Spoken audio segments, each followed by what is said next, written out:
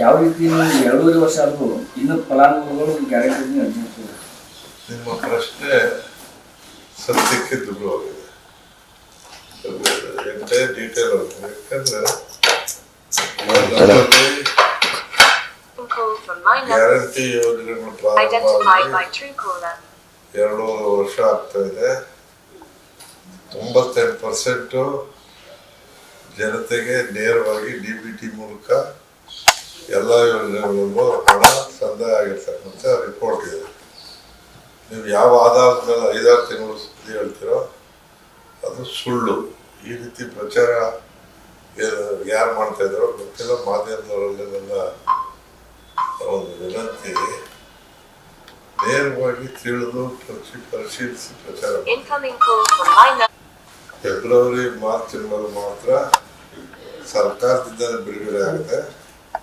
ಆ 2 ತಿಂಗಳ ಹಣ ಬರಬೇಕಾಗಿದೆ. ಬಿಟ್ಟರೆ ಅದನ್ನು ಕೂಡ ಬಿಡುಗಡೆ ಆಗಿದೆ. 5 ಸಾವಿರ ಹಣ ಮಿಸ್ಯೂಸ್ ಆಗಿದೆ ಅಂತಕ್ಕಂಥದ್ದು ಸುಳ್ಳು ಪ್ರಚಾರ. ಸಿದ್ದರಾಮಯ್ಯ ಮುಖ್ಯಮಂತ್ರಿಗಳು ಕೂಡ ಅದನ್ನು ಹೇಳಿದ್ದಾರೆ, ಡಾಕ್ಯುಮೆಂಟ್ ಇದೆ. ನೀವು ಯಾವ ಆಧಾರದ ಮೇಲೆ ಕೇಳಿದ್ರು ಗೊತ್ತಿಲ್ಲ. ಸರಿಯಾದ ರೀತಿಯಲ್ಲಿ ಹಂಚಿಕೆ ಆಗ್ತಾ ಇದೆ. ವಿಜೇಂದ್ರ ಅವರು ಹೇಳ್ತಾರೆ ಸರ್, 5,000 ಕೋಟಿ ಜೋರ ಕೇಳಿ. ವಿಜೇಂದ್ರ ಅವರು ಹೇಳಿದ್ರು 5,000 ಕೋಟಿ ಬಿಹಾರ ಚಿಹ್ನೆ ವರ್ಗಾವಣೆ ಮಾಡಿದೆ. ನಾನು ಹೇಳೋದನ್ನು ನೀವು 2ನೇ ಸಾರಿ ಕೇಳ್ತಾ ಇದ್ದೀರಿ. ಸರ್ಕಾರದಿಂದ ಖಜಾನೆಯಿಂದ ಬಿಡುಗಡೆ ಆಗದೆ ಇರ್ತಕ್ಕಂಥದ್ದು 2 ತಿಂಗಳು, ಜೊತೆಗೆ ಯಾವುದೇ ಹಣ ಬಿಡುಗಡೆ ಆದ್ರೂ ನೇರವಾಗಿ ಇದರ ಮಧ್ಯವರ್ತಿಗಳಿಲ್ಲ ಮತ್ತು ಯಾವುದೇ ಬೇರೆ ಇಲಾಖೆ ಮೂಲಕ ನೇರವಾಗಿ ಇಡೀ ಭಾರತದಲ್ಲಿ ಆಯಾ ಫಲಾನುಭವಿಗಳಿಗೆ DBT ಮೂಲಕ ಹೋಗ್ತಕ್ಕಂಥ ಕಾರ್ಯ ಮಾಡೋದು ಭಾರತದಲ್ಲೇ ಪ್ರಥಮ, ಯಶಸ್ವಿನೂ ಕೂಡ ಆಗಿದೆ. ಅದರಿಂದ ಅದು ಸುಳ್ಳು ಅಂತ. ಈಗ ಹೊಸ ಅರ್ಜಿಯಿಂದ ಯಾವ ಹೊಸ ಅರ್ಜಿ ಹಾಕ್ತಾರಲ್ಲ ಸರ್, ಅವು ಪೆಂಡಿಂಗ್ ಆಗ್ತಾ ಇದೆ. ಹೊಸ ಅರ್ಜಿ ಈಗ ಮತ್ತೆ ಹಾಕಿದ್ರೆ ಪೆಂಡಿಂಗ್ ಆಗ್ತಾ ಇದೆ ಅಥವಾ ಕೊಡ್ತಾ ಇದ್ದಾರೆ ಹೊಸ ಅರ್ಜಿ ಗೃಹಲಕ್ಷ್ಮಿ ಹೊಸ ಅರ್ಜಿ ಅಂದ್ರೆ ಮತ್ತೆ ಈಗ ಯಾರು 1,25,00,000 ಜನ ಇದ್ದಾರೆ ಮನೆ ಯಜಮಾನಿದ್ರು. ಬೇರೆ ಅದರಲ್ಲಿ ಎರಡು ತೊಂದರೆ ಇತ್ತು, ಅದನ್ನು ಸರಿಪಡಿಸೋದಕ್ಕೆ ಪ್ರಯತ್ನ ಮಾಡಿದ್ದೀವಿ. ಏನು GST ಪೇಯಿ ಮತ್ತು GST ರೆಗ್ಯುಲರ್ ಕಟ್ತಕ್ಕಂಥವ್ರು. ಈಗ GST ಅಂದ್ರೆ ಏನು? ವ್ಯವಹಾರ ಮಾಡಿ ರೆಗ್ಯುಲರ್ ಆಗಿ ಅವರು ಬಿಸ್ನೆಸ್ ಮಾಡ್ತಾ ಇದ್ರೆ GST ಬರುತ್ತೆ. ಒಂದೇನೋ ಒಂದು ಮನೆಗೋಸ್ಕರ ಒಂದು ಕೊಂಡ್ಕೊಳ್ತಾರೆ, ಏನಾದರೂ ಒಂದು ವಸ್ತು ಕೊಂಡ್ಕೊಳ್ತಾರೆ, ಅದಕ್ಕೂ GST ಬಿದ್ದಿರುತ್ತೆ. ಅಂಥವ್ರು 1,20,000 ಇತ್ತು, ಅದನ್ನೀಗ 59,000 ಕ್ಲಿಯರ್ ಮಾಡಿದ್ವಿ. ಅದನ್ನ ಕ್ಲಾರಿಫೈ ಮಾಡ್ತಾ ಇದ್ವಿ. ಮತ್ತು IT ಕಟ್ಟಿರೋರಿಗೆ ಬರೋದಿಲ್ಲ. ಅದು ಬಿಟ್ಟರೆ ಇನ್ಯಾವುದೂ ಅದರಲ್ಲಿ ತೊಂದರೆ ಆಗಿಲ್ಲ. ಸರಿ, ಯುವ ನಿಧಿ ಯೋಜನೆ ಬೆಳಗಾವಿಯವರಿಗೆ ಯಾರು ಇನ್ನೂರು ಬಂದರೂ ಹಣ ಬಂದಿಲ್ಲ. ಯುವ ನಿಧಿನ ಯಾಕೆ ಭಾಳ ಯಾವ ಟಿವಿ ಒಂದು ಪತ್ರಿಕೆ ಯಾವುದು ಕನ್ನಡ ಇಲ್ಲ ಸರ್, ಯಾರಿಗೂ ಬರ್ತಾ ಇಲ್ಲ ಅಂದ್ರೆ ಏನ್ರಿ ಅರ್ಜಿ ಹಾಕಿದ್ರೆ ಯಾರಿಗೂ ಬಂದಿಲ್ಲ ಅಂತ ಆರೋಪ ಮಾಡ್ತಿದ್ದಾರೆ ಸರ್. ಎಷ್ಟಾಗಿದೆ? ನಾವು ಒಂದು ಸಿಸ್ಟಮ್ ಮಾಡಿದ್ದೀವಿ.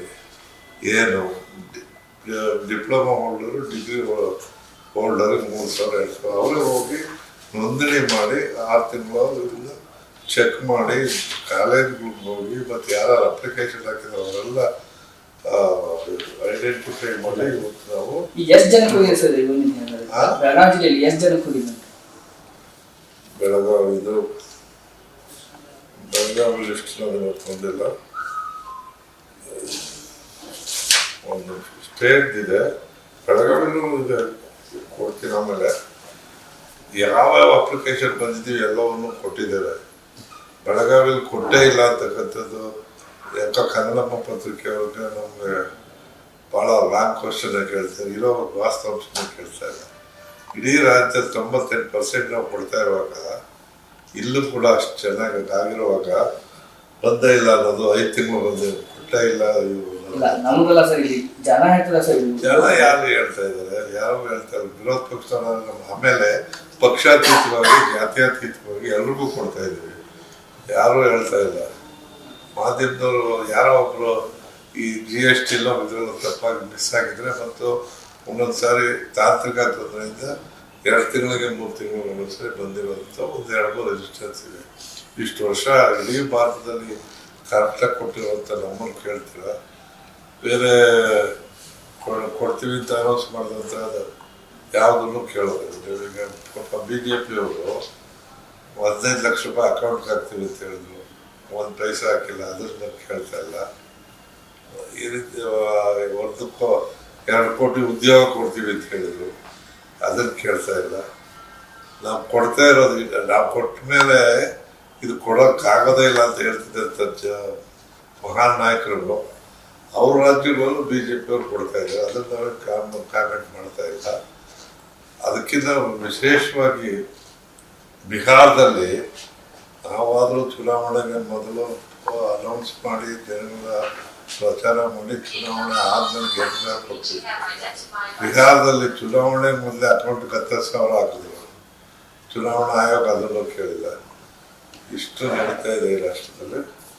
ಬಟ್ ಒಂದಂತೂ ಸತ್ಯ, ಇಡೀ ಅರ್ಥಶಾಸ್ತ್ರಜ್ಞರ ಪ್ರಕಾರ ಕೂಡ ಇದು ಕೊಡೋದ್ರಿಂದ ಈ ನಮ್ಮ ರಾಜ್ಯದ GDP ಹೆಚ್ಚಾಗಿದೆ. ಧನಾದಾಯದಲ್ಲಿ ರಾಷ್ಟ್ರದಲ್ಲೇ ಮೊದಲನೇ ಸ್ಥಾನದಲ್ಲಿದ್ದೀವಿ ಮತ್ತು GSTನಲ್ಲಿ 2ನೇ ಸ್ಥಾನದಲ್ಲಿದ್ದೇವೆ. ಹಣ ರೊಟೇಷನ್ ಆಗೋದ್ರಿಂದ ಹಣಕಾಸಿನ ಪರಿಸ್ಥಿತಿ ಸುಭದ್ರವಾಗಿದೆ, ಒಳ್ಳೆಯ ಕೆಲಸ ಆಗ್ತಾ ಇದೆ. ಸರ್, ಕಾಂಗ್ರೆಸ್ ಆಂತರಿಕ ವಿಚಾರ ಎಲ್ಲ ಐತಲ್ಲ, ಅಂದ್ರೆ ಒಂದು ದೊಡ್ಡ ಮಟ್ಟದಲ್ಲಿ ಚರ್ಚೆ ಆಗಿತ್ತು ಸರ್ ಕುರ್ಚಿ ವಿಚಾರ. ಹೈಕಮಾಂಡ್ ಇದೆ, ಮಾತಾಡಿದ್ದೇವೆ, ಹೈಕಮಾಂಡ್ ಹೇಳಿದ್ದಾರೆ, ತೊಂದರೆ ಇಲ್ಲ, ಚೆನ್ನಾಗಿ ನಡೀತಾ ಇದೆ. ಸಿದ್ದರಾಮಯ್ಯ ಮುಂದುವರಿತಾರೆ ಸರ್ 5 ವರ್ಷ? ಖಾಲಿ ಇಲ್ವಲ್ಲ. ಮೊನ್ನೆ ಹಾವೇರಿಯಲ್ಲಿ ಮುಂದುವರಿದಾರೆ ಸರ್ CM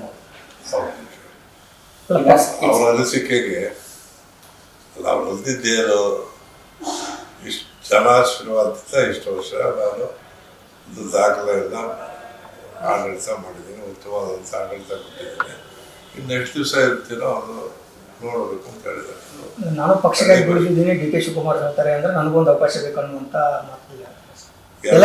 ಎಲ್ಲರೂ ಸೋನಿಯಾ ಗಾಂಧಿ ಆಗಕ್ಕಾಗಲ್ಲ. ಇಡೀ ಭಾರತದ ಲೋಕಸಭಾ ಕಾಂಗ್ರೆಸ್ಸಿನ ಮತ್ತು ನಮ್ಮ UPS ಎಲ್ಲರೂ ಸೇರಿ ಸೋನಿಯಾ ಗಾಂಧಿನ ಪ್ರಧಾನಿ ಆಗಬೇಕು ಅಂತಕ್ಕಂಥ ಮಾತು ಬಂದಾಗ ಸೋನಿಯಾ ಗಾಂಧಿಯವರು ಬೇಡ ಅಂತ ಹೇಳಿದ್ರೆ ಮನಮೋಹನ್ ಸಿಂಗ್ ಅಂತಂದರು.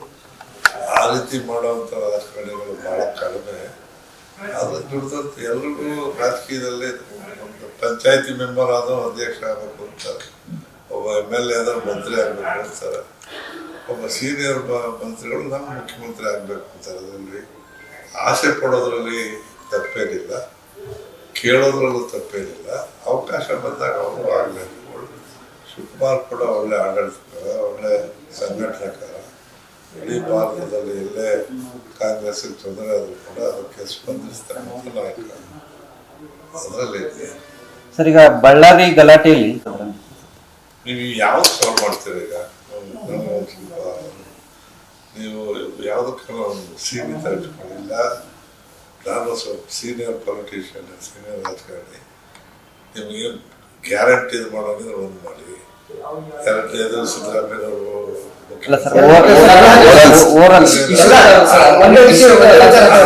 ನಾನು ಇದೇ ರೀತಿನೇ ಬಂದಿರೋದು, ಬಹಳ ವರ್ಷಗಳಿಂದ ಇದ್ದೀನಿ. ಡೈವರ್ಟ್ ಆಗುತ್ತೆ. ಅಲ್ಲ ಸರ್, ನೀವು ಸೀನಿಯರ್ ರಾಜಕಾರಣಿ ಅಂತ ಹೇಳಿದಕ್ಕೆ ಕೇಳ್ತಿದ್ವಿ ಸರ್ ನಾವು. ಸರಿ, ಡೈವರ್ಟ್ ಆಗಲ್ವಾ? ಬೇರೆ ಬೇರೆ ಕಟ್ ಮಾಡಿ ವಯಸ್ಸಿನಷ್ಟು ರಾಜಕೀಯ ಸರ್, ನಿನ್ನೆ ವರದಿ ಕೊಟ್ಟಿದ್ದಾರೆ, ಅದಕ್ಕೆ ಕೇಳಿದ್ದೀವಿ ಸರ್. ಆಯ್ತಪ್ಪ, ವರದಿ ಏನು ಆ ಘಟನೆ ನಡೆದಿದೆಯಾ, ಆ ಘಟನೆ ನಡೀಬಾರ್ದಾಗಿತ್ತು. ಒಂದು ಸಾವಾಗಿರ್ತಕ್ಕಂಥದ್ದು ಬಹಳ ಅನ್ಯಾಯ. ಅದು ಒಬ್ಬ ಕಾರ್ಯಕರ್ತರ ಸಾವಾಗಿರ್ತಕ್ಕಂಥ. ಬಟ್ ಇದು ಏನಕ್ಕೆ ಆಯ್ತು ಅನ್ನೋದ್ರ ಸತ್ಯಶೋಧನೆ ಮಾಡಿದಂಥ ಸಂದರ್ಭದಲ್ಲಿ ಇದು ದ್ವೇಷದ ಅಸೂಯೆಯ ರಾಜಕಾರಣ. ಯಾಕೆ ಅಂತ ಹೇಳಿದ್ರೆ, ವಾಲ್ಮೀಕಿ ಒಂದು ಪ್ರತಿಮೆಯನ್ನ ಸಾರ್ವಜನಿಕವಾಗಿ ಅಲ್ಲಿ ಮಾಡಬೇಕು ಅಂತೇಳಿ ಪಕ್ಷಾತೀತವಾಗಿ, ಜಾತ್ಯತೀತವಾಗಿ MLA ಅವರ ನೇತೃತ್ವದಲ್ಲಿ ಎಲ್ಲರೂ ಸೇರಿ ಮಾಡೋದಕ್ಕೆ ಸಿದ್ಧತೆಯನ್ನು ಮಾಡಿಕೊಂಡು ಜಾಗ ಗುರುತು ಮಾಡಿ ಸಾರ್ವಜನಿಕ ಸ್ಥಳದಲ್ಲಿ ಜೊತೆಗೆ ಮಾನ್ಯ ಎಲ್ಲ ಸೇರಿ ಪೂರ್ವ ಪ್ರವೇಶವನ್ನು ಮಾಡಿಕೊಳ್ಳುವಂಥ ಸಂದರ್ಭದಲ್ಲಿ 5,000ಕ್ಕೂ ಹೆಚ್ಚು ಜನ, 1,500 ಮಹಿಳೆಯರ ಪೂರ್ಣ ಕುಂಭ ಸ್ವಾಗತದಿಂದ ಬರಮಾಡಿಕೊಂಡು ಇಡೀ ಪಟ್ಟಣವನ್ನು ಶೃಂಗಾರ ಮಾಡಿದ್ದನ್ನು ನೋಡಿ, ಏನು ಪಾಪ ಇವರು ನಮ್ಮ ಜನಾರ್ದನ ರೆಡ್ಡಿ ಅವರಿಗೆ, ರಾಮು ಅವ್ರಿಗೆ ದುಃಖ ಆಗಿರ್ಬೇಕು, ನೋವಾಗಿರ್ಬೇಕು. ಅವ್ರು ಸ್ಟೇಟ್ಮೆಂಟ್ ಮಾಡಿದ್ರು, ನಾನು ಪ್ರತಿಭೆ ಮಾಡಿದ್ದೀನಿ, ನಾನು ಪ್ರತಿಭೆ ಮಾಡಿದ್ದೆ, ಈಗಾಗಲೇ ಅಲ್ಲಿ ಇನ್ನೊಂದು ಪ್ರತಿಭೆ ಮಾಡುವಂಥ ಉದ್ದೇಶ ಏನು. ವಾಸ್ತವಾಂಶ ಅವ್ರು ಮಾಡಿರುವಂಥ ಪ್ರತಿಮೆ ಅವ್ರ ಜಾಗದಲ್ಲಿದೆ, ಸಾರ್ವಜನಿಕರ ಜಾಗದಲ್ಲಿಲ್ಲ, ಸಾರ್ವಜನಿಕರ ವೀಕ್ಷಣೆಗೂ ಇಲ್ಲ, ಅದಕ್ಕೆ ದಾರ ಹಾಕೋಕ್ಕೂ ಅವಕಾಶ ಇಲ್ಲ. ಅಂಥದ್ರಲ್ಲಿ ಮಾಡೋದು. ಇದಕ್ಕೆ ಎಲ್ಲ ಸಂಘಟನೆಯವರು ಸೇರಿದ್ದಾರೆ, ಫಕೀರಪ್ಪ ಮಾಜಿ MP ರಾಮ್ಲು ಅವರು ಸೇರಿದ್ದಾರೆ, ಕಾರ್ಯಕರ್ತರು ಎಲ್ಲರೂ ಸೇರಿ ಮಾಡ್ತಾ ಇದ್ದಿದ್ದು ನೋಡಿ ಸಹಿಸಲಾರದೆ ಫ್ಲೆಕ್ಸ್ ಒಂದು ಕಾರ್ಯಕ್ರಮ ಮಾಡಿದ್ರೆ ಎಲ್ಲ ಫ್ಲೆಕ್ಸ್ ಹಾಕ್ತಾರೆ. ಆದರೆ ಬೇರೆ ಅವರು ನಮ್ಮ ಜಾಗದಲ್ಲಿ ಹಾಕಿದ್ರು ಅನ್ನೋದು ಅವ್ರ ಮನೆ ಮುಂದೆ ಹಾಕಿಲ್ಲ, ಅವ್ರ ಕಾಂಪೌಂಡು ಅವ್ರ ಮನೆಯ ದೂರದಲ್ಲಿ ಸರ್ಕಾರಿ ಸಾರ್ವಜನಿಕ ಜಾಗದಲ್ಲಿ ಇದ್ದಂಥ ಜಾಗದಲ್ಲಿ ಫ್ಲೆಕ್ಸ್ ಹಾಕಿದ್ದಾರೆ. ಇಡೀ ಊರಿಗೆಲ್ಲ ಶೃಂಗಾರ ಮಾಡಿದ್ದಾರೆ. ಆ ಫ್ಲೆಕ್ಸ್ ಕಿತ್ತಾಕುವಂಥ ಮನೋಭಾವ ಬಂದಿರ್ತಕ್ಕಂಥದ್ದು ದ್ವೇಷ ಮತ್ತು ಅಸೂಯೆ. ಆ ಸಮಯದಲ್ಲಿ ಇವ್ರು ಕೇಳಕ್ಕೆ ಹೋಗಿದ್ದಾರೆ, ಮಧ್ಯಾಹ್ನ ಕಿತ್ತಾಕಿದ್ದಾರೆ. ಇವ್ರಿಗೆ ನೋವಾಗಿದೆ ಕಾರ್ಯಕರ್ತರಿಗೆ. ಅದರಲ್ಲೂ ಸತೀಶ್ ರೆಡ್ಡಿ, ಇವನು ಜನಾರ್ದನ ರೆಡ್ಡಿ ಜೊತೆಲೇ ಇದ್ದವರು. ಅವ್ರು ದೂರ ಹೋಗಿದ್ದ ಮೇಲೆ ಕೋಪ ಇತ್ತು, ಅವ್ರ ಮೇಲೆ ಅಟ್ಯಾಕ್ ಮಾಡಿದ್ದಾರೆ. ಯಾವಾಗ ಇವರು ಕಿತ್ತಾಕಿ ಘರ್ಷಣೆ ಆದಂಥ ಸ್ವಲ್ಪ ಮಾತುಕತೆ ನಡೆದಾಗ ಆಮೇಲೆ ಇವ್ರು ಕೇಳಕ್ಕೆ ಹೋಗೋ ಸಮಯಕ್ಕೆ ಅವರು ಮೊದಲೇ ಎಲ್ಲ ಸೇರ್ಕೊಂಡು ಕಾಂಪೌಂಡ್ ದೊಡ್ಡೆ ಖಾರದ ಪುಡಿ ಎಲ್ಲ ಇಟ್ಕೊಂಡು ಅದನ್ನು ಒಳಗಡೆಯಿಂದ ಪ್ರಚೋದನೆ ಮಾಡಿ ಗಲಾಟೆ ಮಾಡಿ ಸತೀಶ್ ರೆಡ್ಡಿಗೆ ಏಟಾಗಿದೆ. ಆ ಸಮಯದಲ್ಲಿ ಅವ್ರ ಪರ್ಸನಲ್ ಗನ್ಮ್ಯಾನು ಏರ್ ಗನ್ಮ್ಯಾನ್ ಮಾಡಿದ್ದಾರೆ. ಈ ಸಮಯದಾಗ ಮತ್ತೆ 2ನೇ ಪಾವಿಗೆ ಅವ್ರ ಹಾಸ್ಪಿಟ್ಲಿಗೆ ಹೋಗಾದ್ಮೇಲೆ ಜನಾರ್ದನ ರೆಡ್ಡಿ ಬೇರೆ ಕಡೆಯಿಂದ ಒಂದೇ ಸಾರಿ ಬೇರೆ ಕಡೆಯಿಂದ ಬಂದಂಥ ಸಂದರ್ಭದಲ್ಲಿ ಹಿಂಗಾಗಿದೆಯಲ್ಲ, ಯಾಕೆ ಹಿಂಗೆ ನಡೀತು ಅಂತ ಕೇಳಕ್ಕೆ ಹೋಗಿದ್ದಾರೆ. ಅದನ್ನು ಅವ್ರು ಸಿಕ್ಕಿದ್ದಾರೆ ಪೊಲೀಸರು, ಅವ್ರು ಬಂದಿಲ್ಲ. ಆ ಸಮಯದಲ್ಲಿ ಏನೆಲ್ಲ ಹತ್ತತ್ರನೇ ಜಾಗ ಅವರ ಮಾಡಿ ಮೇಲೆ ಅವ್ರ ಆಫೀಸ್ ಇದೆ, ಅವ್ರ ಮಾಡಿ ಮೇಲಿಂದನೂ ಮುಂದೆ ಬಂದಿದೆ ಅಂತಲೂ ಹೇಳ್ತಾ ಇದ್ದಾರೆ. ಇವು ಗನ್ಮ್ಯಾನ್ಗಳು ಫೈರ್ ಮಾಡಿರೋದು ಇದೆ. ಯಾರು ಗುಂಡು ಬಿತ್ತು ಅನ್ನೋದು FSL ಅಲ್ಲಿ ಬರಲೇ. ಬಟ್ ಆ ಗುಂಡು ಬಿದ್ದು ತಗಲಿ ಸತ್ತಿರ್ತಕ್ಕಂಥ ಒಬ್ಬ ಅಮಾಯಕ ಕಾರ್ಯಕರ್ತ, ಕಾಂಗ್ರೆಸ್ ಕಾರ್ಯಕರ್ತ. ಅದರಿಂದ ನಾವು ಆತನಿಗೆ ಮನೆ ಅವ್ರ ಒಂದು ಸಂಸಾರದಲ್ಲಿ ದುಡಿಯೋರಿಲ್ಲ, ಒಬ್ಬನೇ ಇರೋದ್ರಿಂದ ಅವ್ರ ತಾಯಿ ಇದು ಕೂಡ ಬಿಡೋ, ತಂದೆ ಇಲ್ಲ, ಅವ್ರ ತಂಗಿ ಸೋದರಿ ಕೂಡ ಬಿಡೋ, ಅವ್ರಿಗೊಂದು ಮನೆ ಕೊಡಬೇಕು, ಅವ್ರಿಗೆ ಫೈನಾನ್ಷಿಯಲ್ ಅಸಿಸ್ಟೆನ್ಸ್ ಕೊಡಬೇಕು, ಅವ್ರಿಗೊಂದು ಅಪಾರ್ಟ್ಮೆಂಟ್ ಕೊಡಬೇಕು ಅನ್ನೋದು ರೆಕಮೆಂಡ್ ಮಾಡಿದ್ದಾರೆ. ಜೊತೆಗೆ ನಾವು ಸಂಘ ಸಂಸ್ಥೆಗಳು, ಪ್ರತ್ಯಕ್ಷದರ್ಶಿಗಳು, ಜಿಲ್ಲಾಡಳಿತ ಮತ್ತು ಪೊಲೀಸ್ ಅಧಿಕಾರಿಗಳೆಲ್ಲರೂ ಚರ್ಚೆ ಮಾಡಿ ಅವ್ರ ಜೊತೆ ಮಾತನಾಡಿದಾಗ ನಮಗೆ ತಿಳಿದಿರೋದು ಉದ್ದೇಶಪೂರ್ವಕವಾಗಿ ಈ ಕಾರ್ಯಕ್ರಮ ಆಗಬಾರ್ದು ಅನ್ನೋ ದೃಷ್ಟಿಯಿಂದ ನಡೆದಂಥ ಘಟನೆ. ಅದ್ರ ಒಂದಂತೂ ಸತ್ಯ, ಆ ಬಳ್ಳಾರಿ ಜಿಲ್ಲೆ ಆಂಧ್ರದ ಪ್ರಭಾವ ಇದೆ ಅಂತ ನಮ್ಮ ಅನಿಸಿಕೆ. ಯಾಕೆ ಅಂತ ಹೇಳಿದ್ರೆ ಇದರಲ್ಲಿ ಪ್ರೈವೇಟ್ ಗನ್ಮ್ಯಾನ್ಗಳು ಇಟ್ಕೊಳ್ಳೋವಂಥ ಪರಿಸ್ಥಿತಿಯಲ್ಲಿ ರಾಜಕಾರಣಿಗಳು ಯಾರೂ ಇಲ್ಲ. ರಾಜಕಾರಣಿಗಳು ಅಂದರೆ ಜನದ ಜೊತೆಯಲ್ಲಿ ಇರಬೇಕು. ಅವ್ರಿಗೆ ಪ್ರೈವೇಟ್ ಗನ್ಮ್ಯಾನ್ಗಳು ಇಟ್ಕೊಂಡು ಆ ಪದ್ಧತಿ ತಪ್ಪು ಅನ್ಸಲು ಕೂಡ ನಾವು ಹೇಳಿದ್ದೇವೆ. ಇದು ನಮ್ಮ ರಿಪೋರ್ಟ್. ನಮಗೆ KPCC ಅಧ್ಯಕ್ಷರು ನೇಮಿಸಿದಂಥ ತಂಡ ವಿಸಿಟ್ ಮಾಡಿ ವರದಿಯನ್ನು ಕೂಡ ತಿಳಿಸಿದೆ. ಓಕೆ.